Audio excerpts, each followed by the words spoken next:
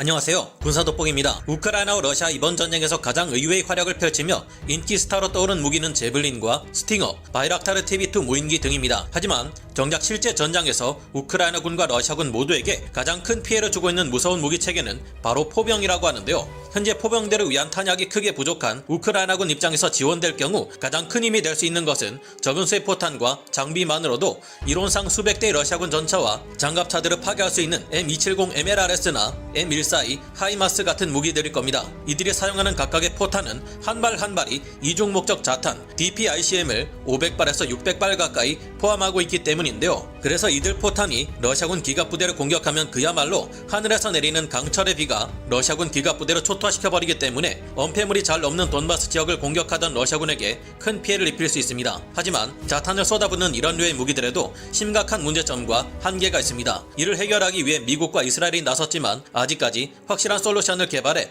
적용시키고 있는 단계는 아닙니다. 그런데 최근 세계 최고 수준의 포탄 제작 기술을 가지고 있는 한국이 이 문제를 해결하는 신형 자탄을 개발하고 있어 화제가 되고 있는데요. 어떤 것일까요? 좀 더 자세히 알아보겠습니다. 전문가는 아니지만 해당 분야의 정보를 조사 정리했습니다. 본의 아니게 틀린 부분이 있을 수 있다는 점 양해해 주시면 감사하겠습니다. 이중 목적 자탄 DPICM이라 불리는 자탄들을 수백 발씩 퍼뜨리는 포병 장비들이나 다연장 로켓은 전장에서 무시무시한 위력을 발휘할 수 있다는 것을 90년대 걸프전뿐만 아니라 2000년대 초기에 이라크 침공작전, 현재도 벌어지고 있는 시리아 분쟁 등에서 볼 수 있었습니다. 하지만 이 이중 목적 자탄에는 치명적인 문제점이 하나 있습니다. 바로 높은 불발률인데요. 걸프전과 이라크전 당시 사용된 DPICM 자탄들은 지반이 단단한 곳에서는 문제없이 터져 주었지만 지반이 무른 지역에서는 폭발하지 않았고, 이때 폭발하지 않은 자탄들은 훗날 전투가 끝난 후 군인이 아닌 이들이 활보하고 있을 때 터져버리는 바람에 지뢰나 다름없는 존재가 된 것입니다. 이 같은 불발 문제는 라스푸티차 현상이 기승을 부릴 정도로 무른 땅을 가진 곳이 많은 우크라이나에서 더욱 큰 문제가 될 수 있습니다. DPICM 자탄은 적의 목표물을 맞추지 못하고 땅에 떨어질 경우 스스로 폭발하는 기능이 내장되어 있기는 하지만 실제로는 이 기능이 제대로 작동하지 않아 훗날 지뢰가 되어버리는 경우가 많았습니다. 걸프전과 이라크전에서 불발된 DPICM 자탄들은 적군에게도 큰 피해를 주었지만 아군 지상군에게도 적지 않은 피해를 입히는 것은 물론 기동작전을 방해하는 수준에까지 이르렀습니다. 걸프전 이후 미군과 연합군이 함께 수복 지역에서 DPICM 불발탄을 제거하는 작업을 수행하는 동안에만 30명 이상의 사망자와 100명 이상의 부상자가 발생했는데요. 비용 또한 1억 달러 이상이 소모되는 골치 아픈 작업이었습니다. M270 MLRS 같은 다연장 로켓의 포탄 한 발에는 수백 발의 DPICM 자탄이 들어가는데 이 자탄 하나하나를 제거하는 과정이 대인 지뢰를 제거할 때나 다름없을 정도로 복잡하고 위험하다고 하는데요. 오죽하면 DPICM 한 발을 발사하고 나면 그 전보다 훨씬 적이 많이 생겨난다는 비아냥까지 생겨났습니다. 걸프전과 이라크전이 발발했을 때 당시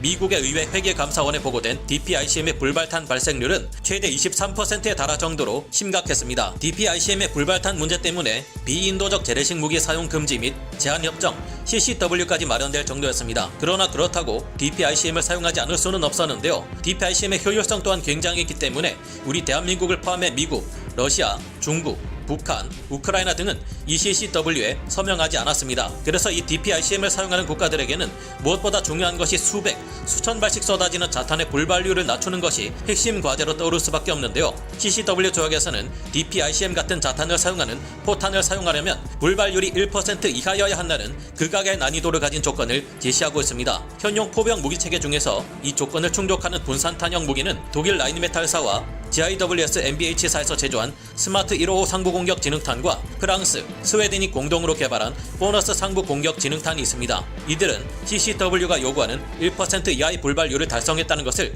테스트로 보여줄 수 있었습니다. 그러나 이 탄들은 한 발당 가격이 꽤 높다는 문제점이 있었고 10년마다 열 전지 및 자이로 등의 부품을 점검하고 필요할 경우 교체해 주어야 하는 값비싼 정밀 유도 무기라는 단점이 있었는데요. 거기다 상부 공격 지능탄에 대한 대응법으로서 레이더와 적외선 센서로 전차를 공격할 수 없게 하는 다영역 연막탄 바라쿠다 다영역 위장막이 보급되고 있다는 문제까지 생겨났습니다. 그래서 세계 최고의 군사강국 미국과 이스라엘이 이 기준에 맞으면서도 가성비가 뛰어난 새로운 자탄을 개발해내겠다는 야심찬 각오로 도전했는데요. 먼저 미국에서는 DPICM을 대체하기 위해 2012년부터 로키드 마틴의 주도하에 ATK사가 실제 탄두로 개발하는 형식으로 AWP라는 사업을 진행했습니다. 이는 기갑 차량의 상부 장갑을 관통할 수 있을 정도로 높은 운동 에너지를 가진 관통자형 자탄을 개발하는 것이었는데요. 미국의 ATK사는 이를 위해 강력한 고폭약의 폭발력으로 텅스텐보를 성형시켜 화살처럼 만드는 성형 파편탄을 만들어내 높은 관통력을 얻려 했는데요. 미 육군의 요구에 맞춰 장약을 둔감 장약으로 교체해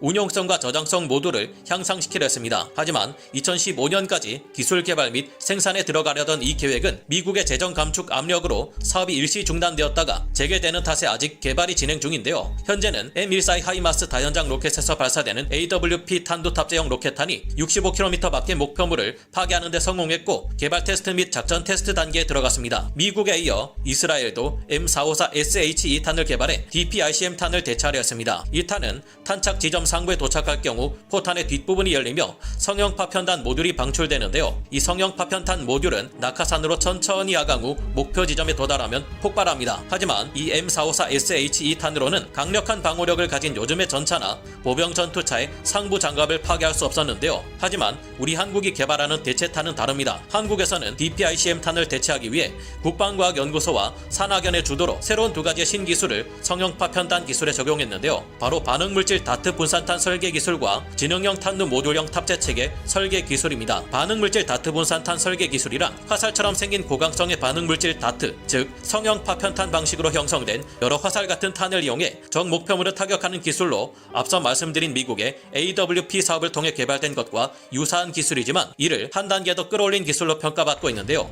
현재 높은 불발률로 인한 군작전 제한 및 민간인 피해 지속 등으로 국제적으로 규제가 되고 있는 DPICM과 같은 고폭 자탄의 대체품으로 고강성의 반응물질 다트를 다량 충전, 가속, 목표물 타격시켜 광역 지역을 무력화시키는 탄두 기술 개발이라 소개되고 있습니다. 지능형 탄두 모듈형 탑재 체계 설계 기술이란 기존의 단일형 고폭 탄두 위주의 대지 유도탄의 대전차 타격 가능한 지능형 자탄을 모듈형으로 운용할 수 있는 핵심 기술 개발이라 설명되고 있습니다. 우리나라가 개발 중인 이 신기술들은 이중 목적 자탄을 대체할 수 있는 가장 확실한 솔루션으로 평가되고 있기도 한데요. 좀 더 자세한 원리가 밝혀지면 그때 다시 한번 여러분께 설명드리겠습니다. 현재 우크라이나의 M14 하이마스에 이어 영국의 M270 MLRS가 지원되고 있음에 따라 이들이 활약하기 시작하면 러시아군과의 화력 격차를 크게 줄일 수 있을 것으로 기대되는데요.